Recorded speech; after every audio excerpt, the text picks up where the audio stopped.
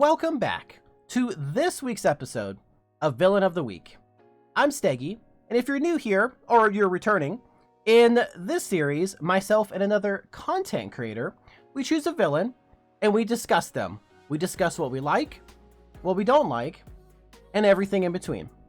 It's a really fun series. It alternates between my channel and my co-host channel, so definitely check those out. They're super fun.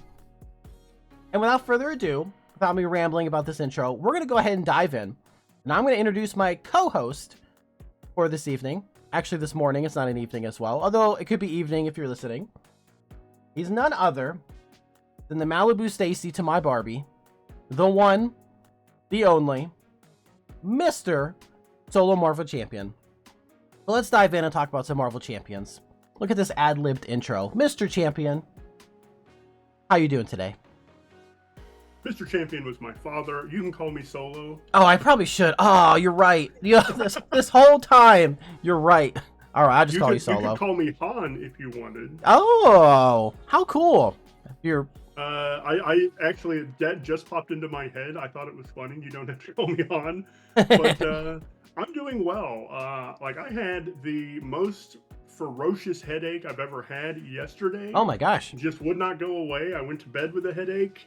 I took some ibuprofen before I fell asleep, and this morning I woke up and that headache's gone. So I'm super thankful for that. Oh, headaches. Yeah, headaches are the worst because it's like you can function like physically, but like, you're like, you can do stuff, but your head is like, no, I don't really think so. Yeah, maybe we could just lay down or something. Yeah, I don't like it. I don't like headache. I don't like waking up with one. I don't like going to bed with one. The absolute worst, that's for sure.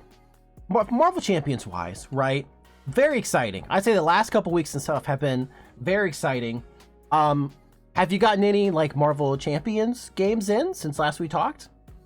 I definitely have, and I don't know if I said it on this series or just another one of my videos.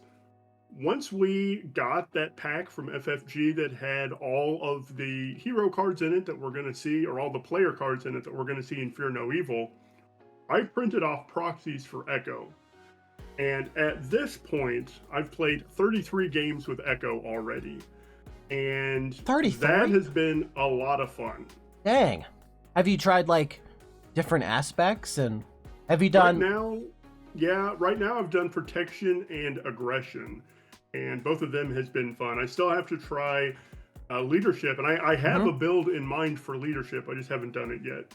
I like, well, Justice has a bunch of the cool cards coming out, but there's always, for Justice, and that's, nice simple 2 cost, and you can just tuck it, just whenever you need to remove, 3 or 4 threat, you're good to go, right? That seems pretty appealing to me. Yep, that's a great one. One of them I really like in Protection, which is a card I haven't played a whole lot of, is Hard Knocks. 3 cost, and deal 4 to an enemy. If it defeats the enemy, gain a tough. So then it gets tucked under you, and the next time you play it, you can play it for only 1 resource. Yeah. If you discard that Photographic Reflexes. So that's been a lot of fun. Momentum Shift in that deck has been good. What doesn't kill me, you tuck it. Oh, yeah. And it requires a physical to play. So I can't use Photographic Reflexes and reduce it to 0 because I still need to pay physical. I mean, I guess I could, but I still need to pay physical. But Muscle Memory, you just pop it back out of tuck and play it again. Still 2 ready. I think that was a lot of fun. And that deck has been a lot of fun. The protection build has been quite good, and the aggression build has been really good too. So right now, and it's pretty split. I'd say it's maybe even 34 games I've played. So 17 and 17. It's been a lot of fun with Echo. And then on top of that, I'm playing a lot of Peter Parker again. Number 1, I'm testing in multiplayer for MCDC, but also I did something I probably didn't need to do. I found a really good price for the Green Goblin scenario pack on eBay. Even though I already have one, I bought a second one so that I can always have mutagen formula set up and ready to go whenever I want to play it. On top of that, I've talked before about getting an extra core set that I gifted to someone, and they, didn't like the game as much as I did, so they gave it back. That means I've got an extra copy of Spider-Man Peter Parker. So I'm building a deck for him using only reprinted cards to play against Mutagen Formula, and I'm just going to have those, in one little box somewhere. When I want to play a really thematic game, I can just grab that box and throw down with Spider-Man versus Green Goblin. So I've been testing that, doing some things. The biggest problem with that is most of the allies I need haven't been reprinted. Like Ironheart is really good in that deck, but I don't have an extra copy of her. Moon Girl, I don't have an extra copy of her. And the upgrades I'm using have only been printed one time. So I might end up doing some proxies for those cards. And that way, because again, it's just an extra set of stuff sitting around. That way I can just grab Peter Parker and go fight Green Goblin when I want to. Yeah, I need some extra copies of Moon Girl because she's pretty good. I've been playing Peter Parker too, but I've also just started playing some Ironheart. Actually, I was just like turning to look, and I'm like, I gotta have Moon Girl, because what's cool is you can play Moon Girl like whatever. You don't have to be an alter ego because you're champion. You're a champion. But so I'm like, I want to play Moon Girl. Well, better go find my Spider-Man deck because I have to dig Moon Girl out from there. But sure, it'd be nice just to have like an extra copy to just so I can throw her in. Maybe get like alt art or something. That would be fun. I could bring it to the con. People are like, I need extra, like Ironhearts or Moon Girls, like allies. I would absolutely love to have a couple extra copies of Ironheart, Ally, and Moon Girl. Absolutely. But getting off on a tangent, have you gotten any Marvel Champions games in this week? Yes, actually, I most certainly have. So I have recently fallen in love with Angel. He's awesome. I cannot believe I didn't play him sooner. He is such a cool hero. I really wish I had played him sooner so I could just play him more. But he's fantastic. So I've been playing. I made my most recent gameplay video is Spider-Man and Angel two-handed against Rhino. And then I've also just been playing Angel by himself in aggression and protection, just trying to find an aspect I really like for him. I'm definitely going to give him a shot in both Justice and Leadership, especially because Leadership has that 4-cost event, and if I played an Archangel, I can deal 4 damage, and that's pretty good. Yep, that's a good call there. And I did watch that two-handed game. I like that. If I play two-handed, it's going to be on dragon cards because two-handed takes up so much table space. But I did enjoy that. And I also enjoyed that you did it as a voiceover rather than recording your speech as you went. And maybe you did that too. But I did like the voiceover aspect of that. This is what I'm doing here. This is what I'm doing here. So yeah, I like that. I know some people out there they like to watch and they like to hear what the thought process is for like playing certain cards and stuff. So that's one thing that's like hard for me not to do, I suppose. Like I just want to record normally so I can be like, I want to play, I should hold on to this card so I can do this, or I should play this card or this ally or this event for this reason, I don't know. I just feel also that everyone's time is precious, and if I could make the video shorter, then you can have more time to watch other Marvel Champions content. Yep, no, I agree with that. I had put a poll up on my channel, God, it feels like 2 months ago now, maybe longer, asking if people liked the deck look portion of the video, because, it takes time out of your day, right, to watch that too. And pretty overwhelmingly, everyone said, I like to know why you're including certain cards or not including certain cards. So I have kept that in. But I always feel like, and another reason I try to go fast in my videos is so that I can make the video short enough for you to watch during your lunch breaks. That is another reason I was thinking about ditching that portion of the video just to save some time for the viewers. People love learning about decks because coming into this game, this is a step up from normal board games, but also kind of a step below a trading card game.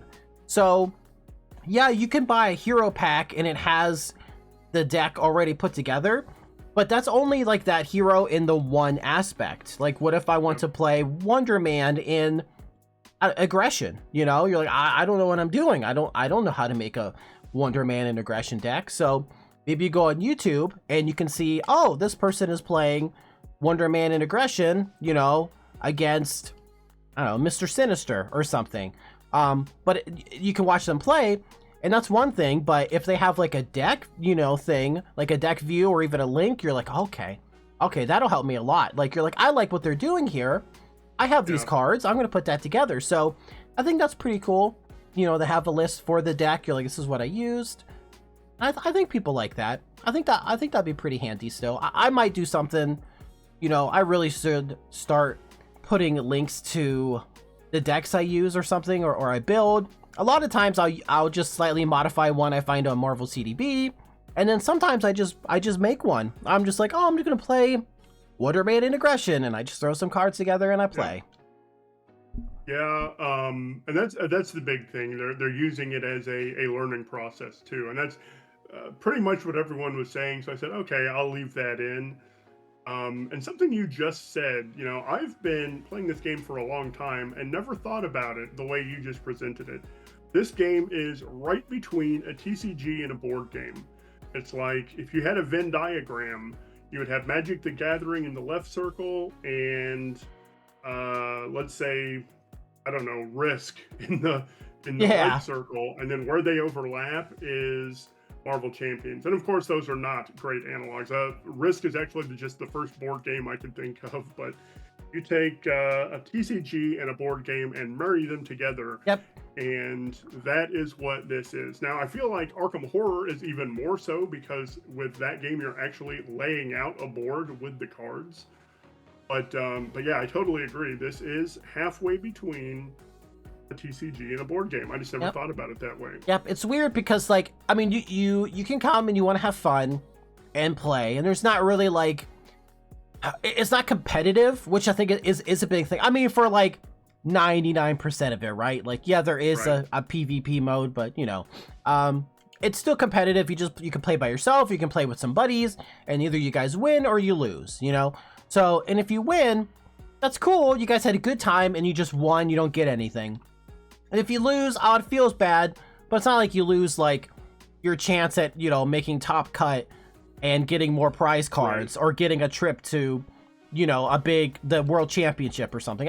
Nothing like that happens. It's either, you know, you win or lose or whatever, but still you got to come into it with, you know, like a pre-built deck. You know, you got to put your deck together and get ready to take on a villain.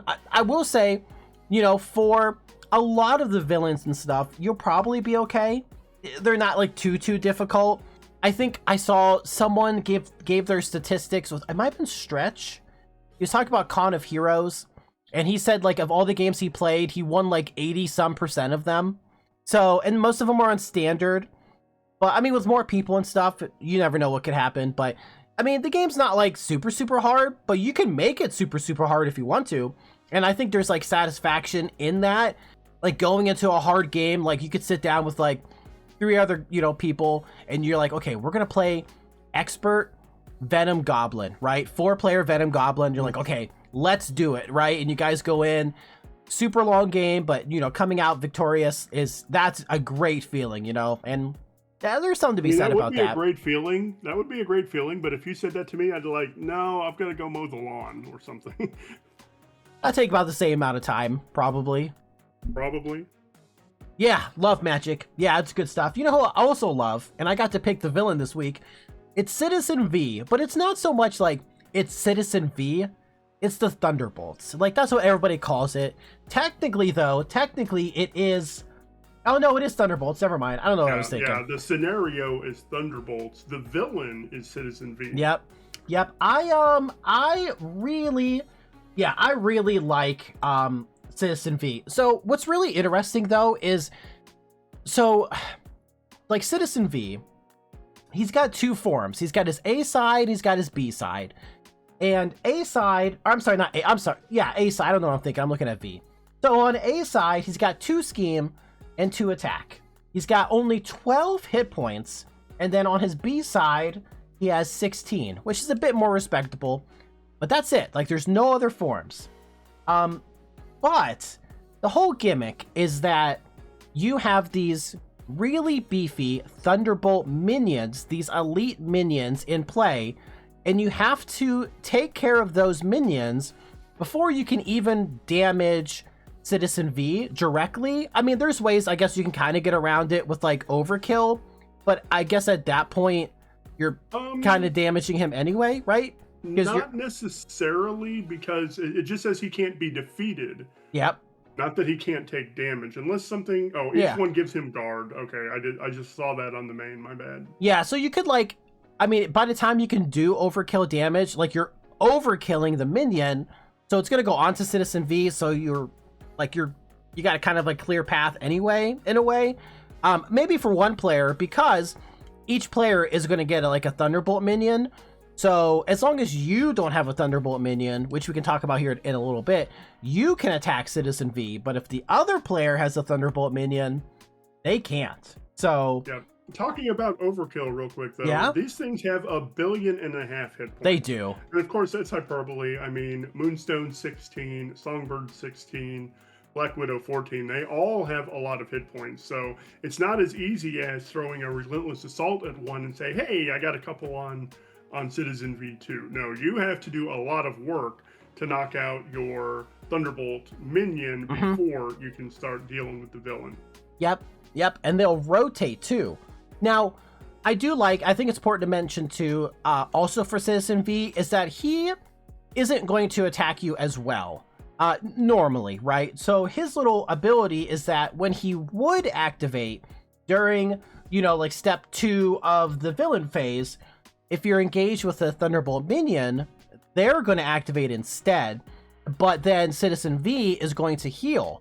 But there is a chance, though, that Citizen V will activate because, again, like if you're in 2-player, if you get it, but if you get like an advance or a... oh, that's true, too. Yep. An assault, because that's past step 2 of the villain phase. And that's actually a mistake I made the first couple times I played him. Yep. I read it as... he's not going to attack you, he's going to heal instead. But that only applies to step 2 of the villain phase.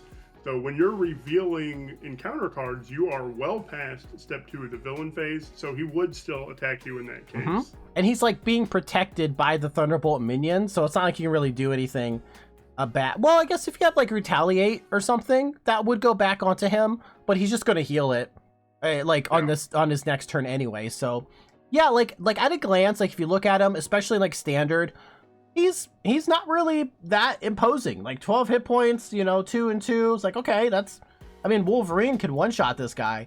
Well, actually, you can't, because what's interesting again is all of these different Thunderbolt minions, and there's like 8 of them. There are dozens of us. Dozens! Or something. We have 10 right now. I was close. Dang. 6 came in the box. 6 came with him. So within the box, we got Moonstone, Songbird, Black Widow, Radioactive Man, Mach 4, and Batroc as Thunderbolt minions. But then as that wave continued, every hero in that wave also had another mod set with a Thunderbolt in the back of their pack. So the 6 in the box plus 4 more through hero packs gives us a total of 10, and I really love that variability. I think that's fantastic. I think this is super interesting. Villain Theory brought this up. I don't know if you saw or heard, but technically speaking, I think it's Taskmaster. There's a Taskmaster encounter set, and he is technically an elite Thunderbolt minion. So I think he could be used also as a, you could put him in here. Like he is a, because it says you choose one mod set plus 1 per player additional modular sets, each with an elite Thunderbolt minion. And that Taskmaster is an elite Thunderbolt minion. I think he's in. That comes in Synthozoid SmackDown. Yeah. So he does fulfill the requirements for that. So And he has way fewer hit points than any of the other Thunderbolts.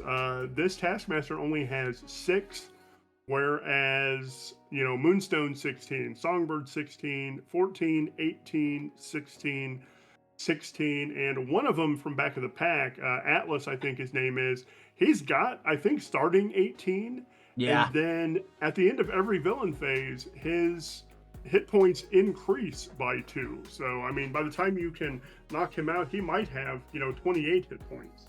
Yeah, he's special. Yeah, he also has an alternate win condition as well, I believe, with his side scheme.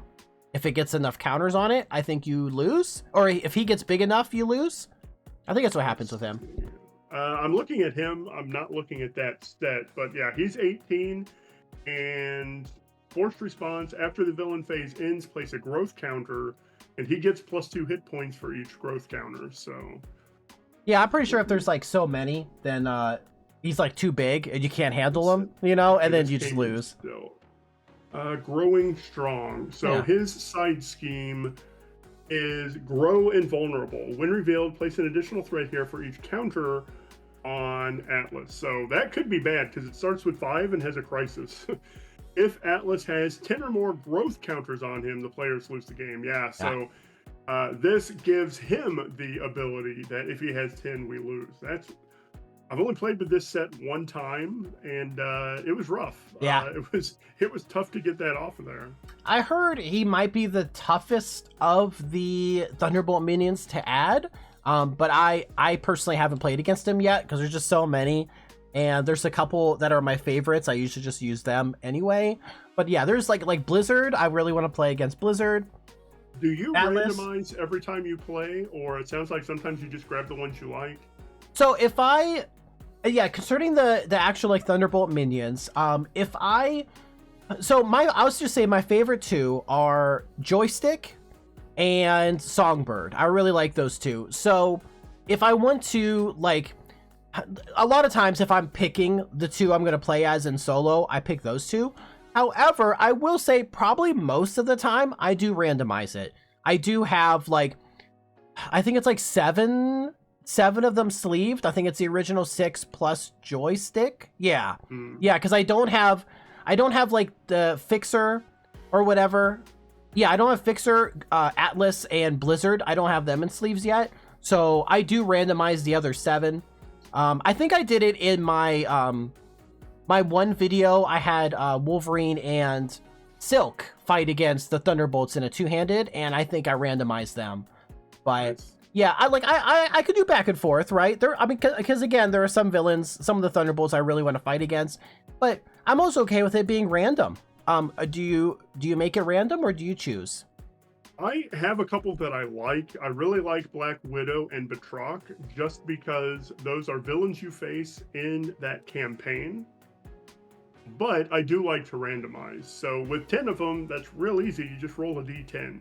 But if I was going to choose, I almost always choose Black Widow and Batroc. I just think that's fun to have a scenario that has 3 villains from that box. Yeah, it makes sense. Yeah, I could see that. Yeah, they're like chasing you down because he's like the second to last one, I think, before Baron Zemo. So that's number 4. I could see him chasing him down. His main scheme is actually not too bad either. Basically, it gives all the Thunderbolt minions guard, so you're like, okay, and there are no other minions in the encounter set, so you're gonna fight this minion whether you like it or not. Well, there is one. Oh, you're right. Jolt comes in the Thunderbolts scenario. 0 scheme, 1 attack, 5 hit points, but villainous. When defeated, place 3 on the main scheme. And I know I've had games with her where I could not place 3 on the main scheme, so I had to just let her sit there and continually hit me in the face. And she doesn't have victory, so defeating her does not put her in the victory display, meaning she's not going to count towards what you need to win the scenario. Yep, I should have known that because I did Tigra versus Thunderbolts, and Tigra, definitely wants minions, and I just kept beating up Jolt. I just kept bringing her out over and over and over again. Oh, yeah. I actually almost lost, because I got the main scheme to like 10, I think, after defeating Jolt. So it was like really close. But yeah, there's no other really like minions or mod sets you add. So you're going to be beaten up just like basically a Thunderbolt minion.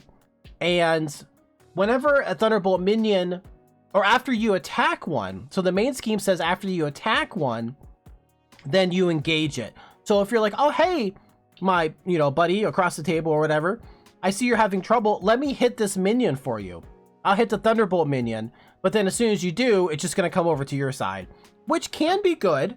If you're like, say you're first player, you could take the attention off of like another player. So that way they don't have a guard and then they can just attack, True. the Citizen V directly, right? That's something you can do. You have no monsters on the field to defend you. You know what that means. Dark Magician, attack his life points directly! And I think the reason this is on here is because of the environment we get. We put an environment into play called Justice Like Lightning. When revealed, each player reveals a random set-aside Thunderbolt minion. And I think that's probably why I like to randomize anyway. So I'm going to randomize them, and then I get one of them at random. Reveal and attach the remaining set-aside Thunderbolt minion face up here, and then in Expert some other stuff would happen, and then you flip it over to Thunderbolt backup. The minion attached here is in play and can be targeted by attacks and abilities. So you can attack the one that's attached to this, but if you do, you're going to engage it, basically pulling it out of this tucked area. And while it's in this tucked area, it's not actually attacking or doing anything. It's just sitting there healing. Yep. When the round ends, attach the Thunderbolt minion with the most damage here, swapping it with the minion already here, if any. Heal 1 per player damage from it, and in Expert, you would heal 2 per damage from it, and give him a tough. So sometimes you want to attack the one that's here, even though it's going to engage you, because if you don't, it's just going to heal back up to full, and that feels bad. Also, what makes that so bad is, let's say you've got Moonstone out, 16 hit points. You've hit it for 10 or 11. Now it probably has the most damage on it. So it's going to flip up to the tucked area and start healing, and you're going to get the other one. So you really need to find ways in this scenario to wipe out one of these minions as quickly as possible so they don't go back and start healing. Yeah, it could be super frustrating because in solo, you have 2 of them and they're just going to be rotating.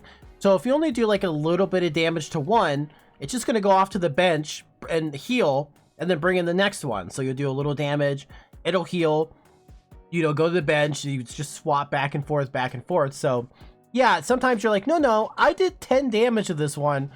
Get back in here. I'm going to finish what I started, which is cool. I like that. I like that you can just like bring them back out. But if you can't finish the job, 2 of them with guards. Yeah, so. they are. Yep. But what the only thing to say there though is this forced interrupt is still going to happen. If you send one to victory and you have one out there, as long as you can put 1 damage on it, it will be tucked here. It just doesn't have anyone to swap with. And that doesn't matter because it says, put the minion with the most damage here, swapping it with the minion already here, if any. There doesn't have to be one there for you to send this to the tuck.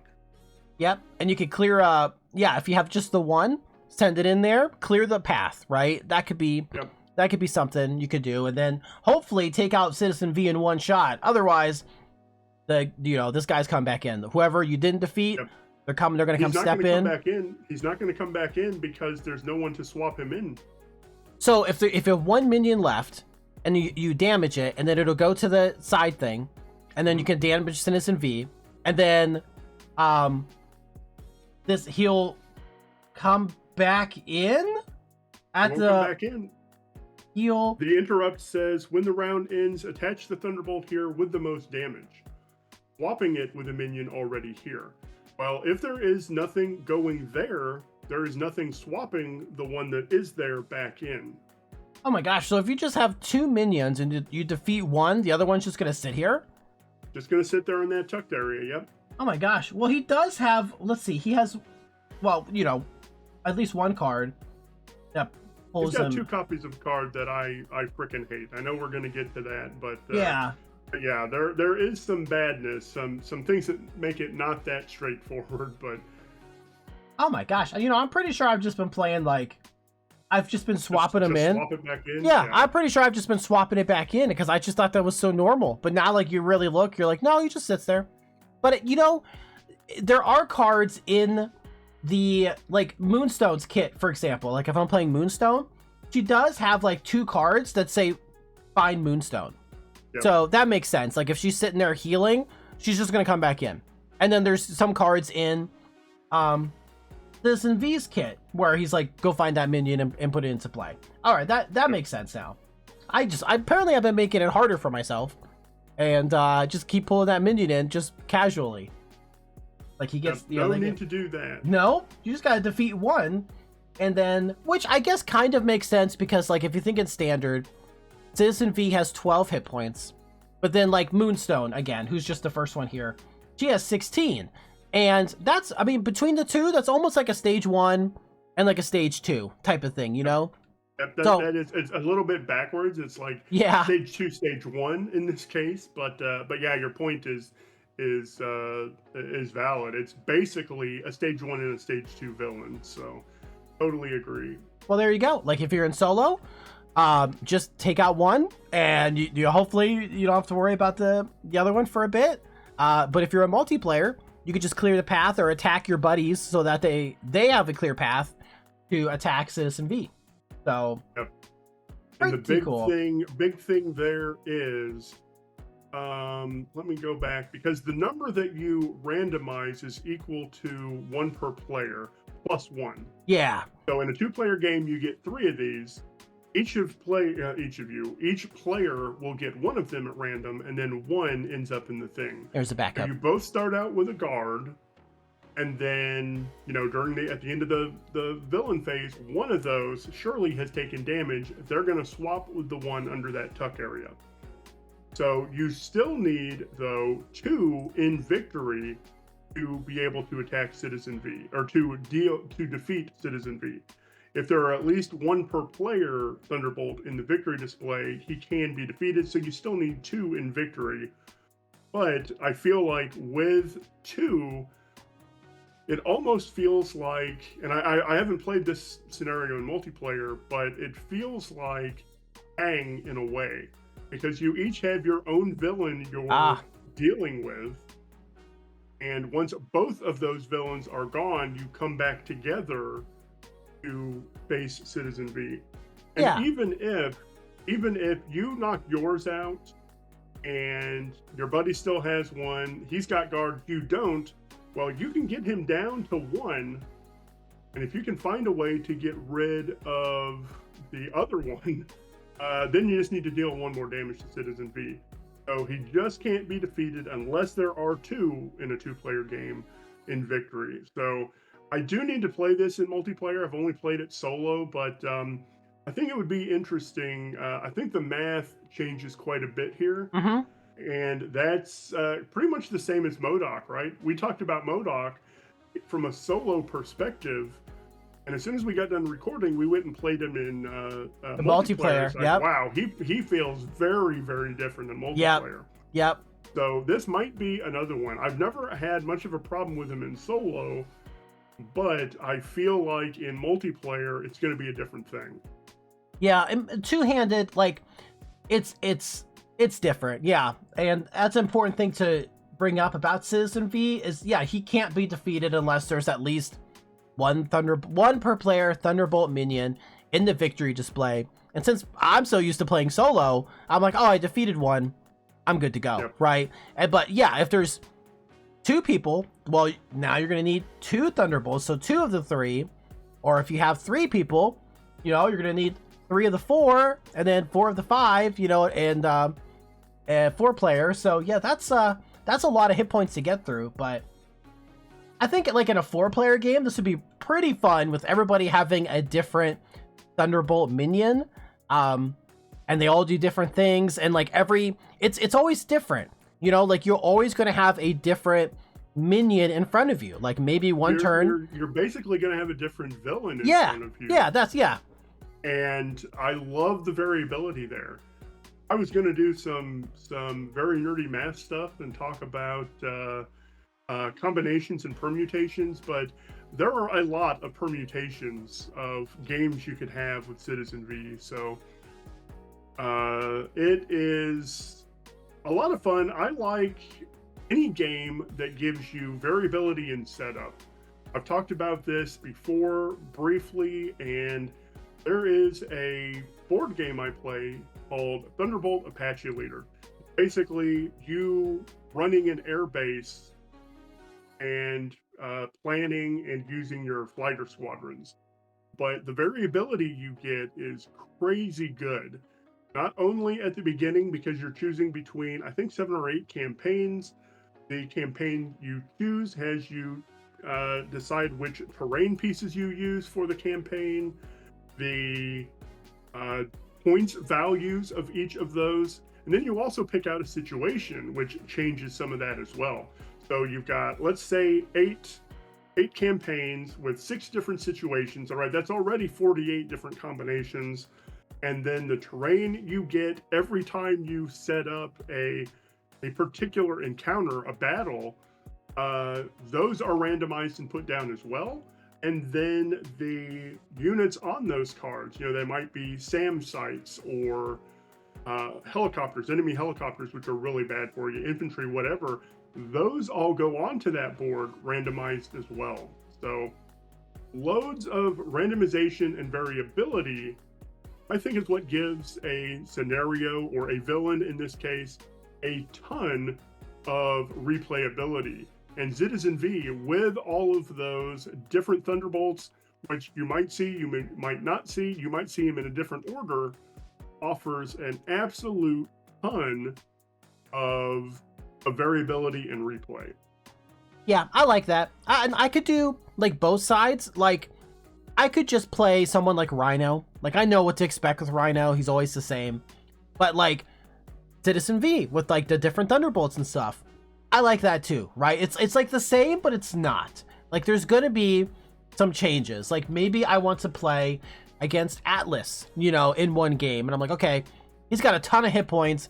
That's something I'm gonna need to worry about. But then like in another game, I have like Black Widow.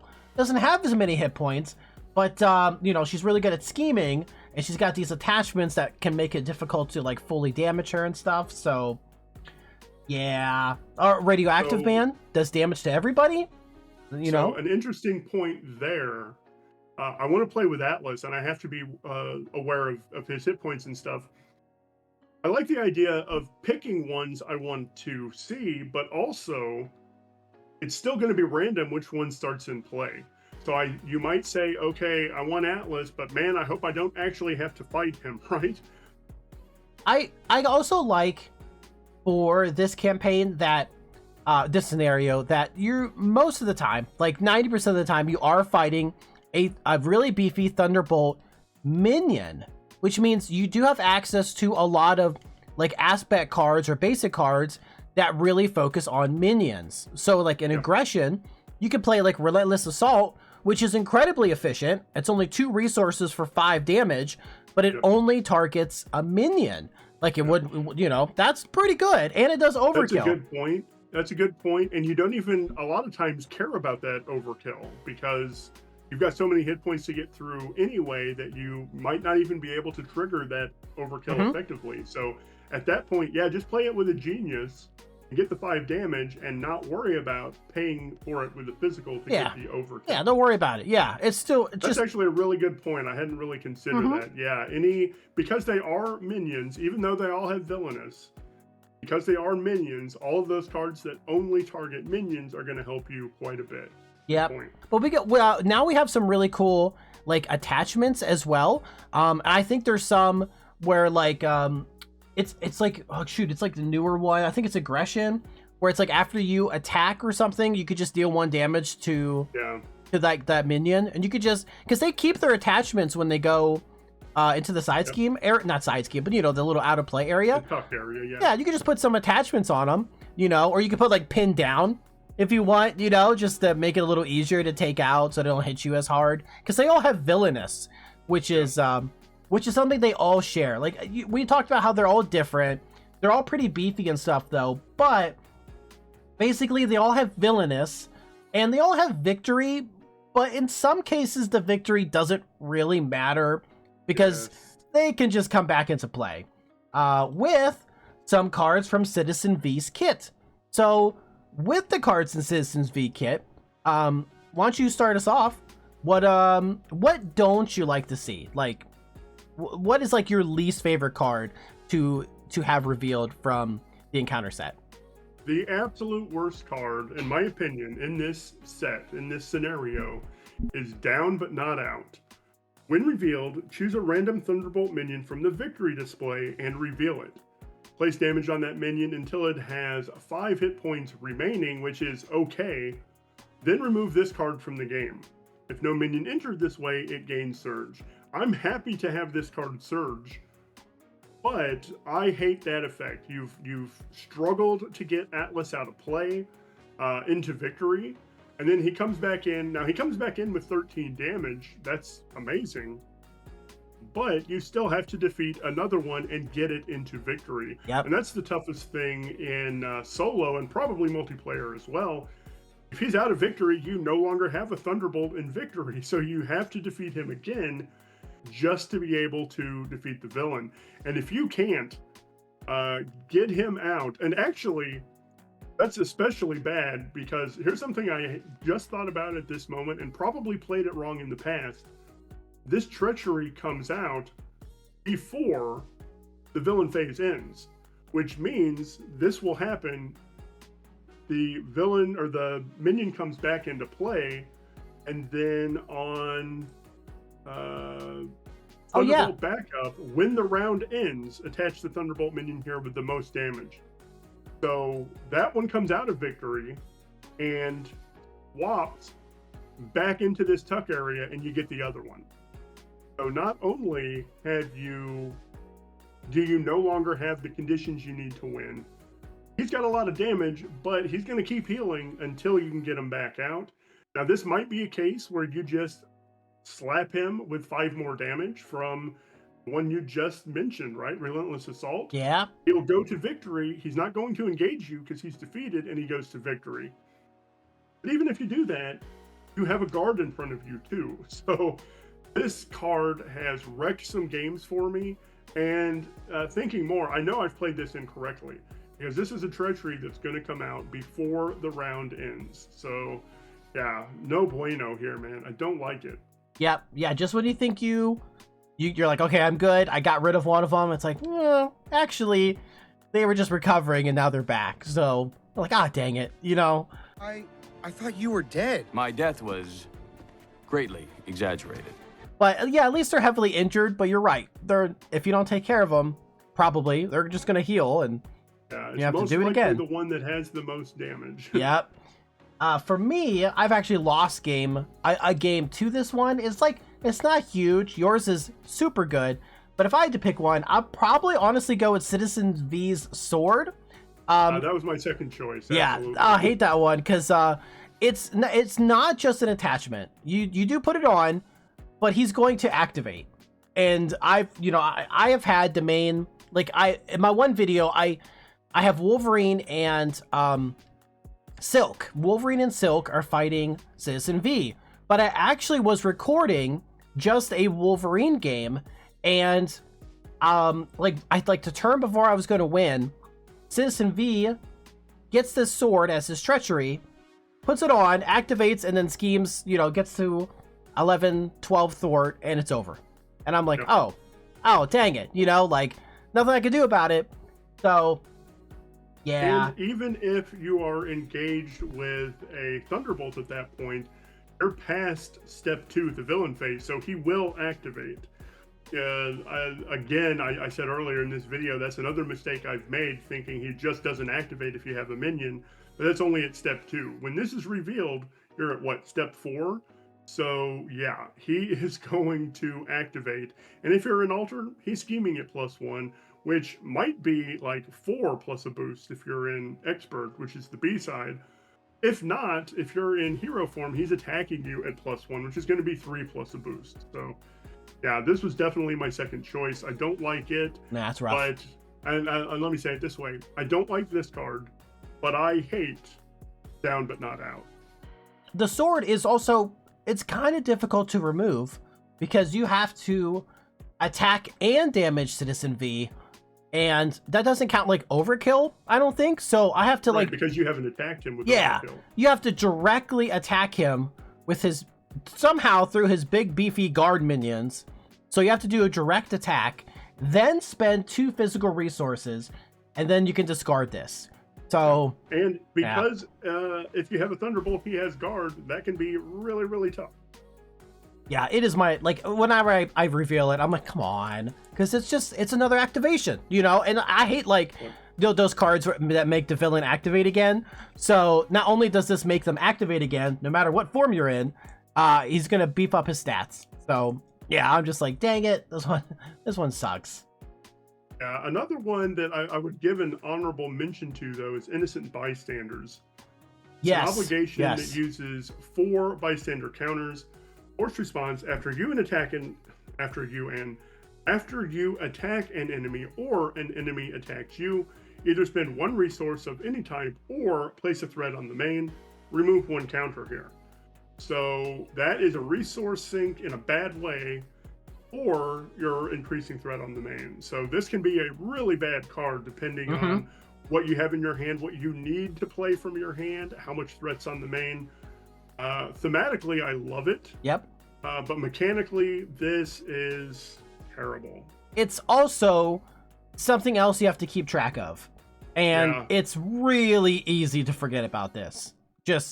You're just doing all your stuff, and then you're doing the villain phase, and you're like, oh crap. I forgot I had this. And I've done that. You're like, I didn't resolve any of this. 3 copies of this in his kit. So that can be especially bad. And I just had an idea. You know, and when we're talking about changing mod sets out to make a scenario more difficult, you usually swap a whole set in or out. And you don't do that with villain cards. But what about playing Rhino with all 3 of these obligations in it? That might be interesting. Yeah. If you need your resources, you don't want threat to go on the main, that could be an interesting way to play Rhino. Well, concerning, you know, Citizen V and stuff, we've been talking about bad cards and all these Thunderbolt minions and stuff. You got any memorable games against Citizen V, the Thunderbolts? I do. It was, and I can even tell you the date because this is one of my holiday special games. Oh. It was July 4th, 2024, Captain America versus Citizen V. And I smacked him down in like 8 minutes. All of the comments on that video were, holy crap, that was so fast. I'm Yeah. like, yes, it was. And it took me by surprise. I didn't expect to win that game that fast. But that was a super fun game. Just going in, throwing his heroic strikes at him, and the minion went down quick, and then I just knocked him out. It's like, yeah, that's the game. Yeah. I'll send you that a link to that video for you to put down in the description. Yeah, because I should do was that. a super fun game. What about you? Do you have anything crazy memorable? No, I'm just kidding. So I will say, like, not recorded, but I remember the first time I played against this, I was like, wow, this is a really good scenario. I was like, this is absolutely fantastic. I really, really liked it. But, you know, gameplay wise, I did like my 2-handed game I played with, that might be one of my favorites actually. Yeah, with Wolverine and Silk. I thought that was a lot of fun. Actually doing more multiplayer. Yeah, that's probably my favorite. And then when I first played him, I thought he was really cool. Like, just really, I was like, this is such a good design, you know? And I was like, I was pretty impressed with the whole, like, the box as a whole. Like, just playing through. I love Black Widow. Batroc was fun. Like, I like the idea of Batroc. And then I get to MODOK. And MODOK, like, I liked rescuing the people, but I was like, this is kind of easy. And then you get to the Monarch's Thunderbolts, very easy. and I'm like, dude, this was worth it. Like this and Black Widow, and I still haven't played Baron Zemo, but that's so much like setup. Don't bother. Yeah. Don't bother. Well, speaking of imagining, we have had really good discussion here about talking about Citizen V, talking about some Thunderbolts, cards we like, cards we don't like. So, as always, on a scale from 1 to 10, 10 being like this hero is amazing, or I'm sorry, this villain is amazing, I'm gonna play him all the time, versus like 0 1 being like, again, one and done, if I never play him again, I'm good. What would you give this Thunderbolt scenario? I feel like because of the variability we get, and it's not exactly the most straightforward, but I think I always have a good time when I play him. I probably give this maybe a 7.5 to 8, and could be convinced higher, but I think I'm going to say 8 out of 10. What about you? Oh, I'm a little higher. Definitely one of my favorite scenarios. I really like this one. I am a big fan of minions. That's actually my favorite card type in the whole game. This scenario doesn't really have a lot, but it does have some really cool, like big beefy ones that you have to beat up. So, but still, I really like this scenario. I think it's like really unique and really fun and challenging. It's like a solid, probably a 9. I would give it probably a 9. I actually really like this one. It's definitely in like my top like 5 scenarios, I think, up there with like Ultron, Sabretooth, and then like this one, probably Black Widow 2. I just really like those, and I really like this one, especially because you just mentioned you can switch out the Thunderbolts and it could be different every time you play. 9, I can see 9. I don't think I'm going to go up to 9, but I do give it a solid 8. I think it's very well designed. That one card that I hate brings it down for me. Right. So, yeah. If it weren't for that card, or maybe if there was only one copy of that card, I might give it a 9. But 2 copies of that and 3 copies of Innocent Bystanders brings it down a little bit for me. No, I get it. It's like Spell Blast for Enchantress. It's like, oh my gosh, I'm enthralled, and now both of these things are happening. This sucks. Yep. You know, I get it. Well, I think this was a pretty solid discussion about one of the coolest scenarios we've had so far in Marvel Champions. It was good. I liked it. Thunderbolts are cool. So I believe next week we are going to be discussing the villain on your channel. Would you like to give me a tease and maybe a helpful reminder of what this villain, who he or she might be? The only thing I want to say about the villain I want to talk about next week is they're a very colorful villain. Very colorful. I'm trying, like, I know I looked at our show notes, like I saw the list, but I'm trying to remember who it is based on that. Honestly, we have so much going on. Very colorful. Okay, all right. Well, I'm sure that'd be a very colorful conversation. And I think I've lined up a guest to talk about that villain with us as well. So that'll be a 3-way conversation next week. Yes. Eric from who I met at MCDC has agreed to join us on that episode. So Yeah. we'll get to hear him talk about that villain as well. Yeah, and if you'd like to join us, there'll be a link in the description. There's a Google form you have to fill out. It is a $5 deposit, but we're taking all considerations for a special guest there. I'm just kidding. I'm totally just kidding. When did you take it down to $5, man? Yeah, I see. I'm sorry. I thought, we got to pay for these Marvel Champions things. Yeah, we don't have any sponsors yet, so. Yeah, and like he said, he's totally kidding about that. There is no fee to join us. But maybe something to think about. That would make us the villain. I like what you did there. I just didn't know if, maybe you wanted to do your outro or anything. Nah, I'm good. Oh, okay, cool. All right, see you later, everyone. Bye. We are the champions. Boy, cut that out, because I've got an awful singing voice. Oh, yeah, totally. Yeah, it's gonna stay. I know it is. No, maybe something else is gonna stay. Who knows? We haven't even ended yet, technically.